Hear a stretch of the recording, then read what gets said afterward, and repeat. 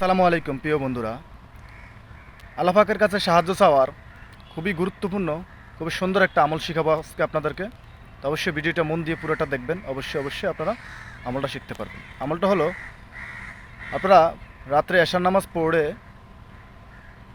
আপনারা জায়নামাজে বসে 7 বার দুরূদ শরীফ পাঠ করবেন। দুরূদ ইব্রাহিম পাঠ করার পরে আপনারা আল্লাহর কাছে নিয়ত করবেন, হে আল্লাহ, এই আমলের উসিলায় আপনি আমাকে সাহায্য করেন, আপনি আমার এই মনের আশা পূরণ করেন। এটা বলার পরে আপনারা সূরা ফাতিহা পড়া শুরু করবেন। সূরা ফাতিহা পড়ার শুরু করবেন যখন যখন ইয়া কানাবুদু ওয়া ইয়া কানাস্তাইন আসবে, এই আয়াতটাকে আপনারা 101 বার পাঠ করবেন। 101 বার পাঠ করার পরে তারপর পুরা সূরাটা শেষ করবেন।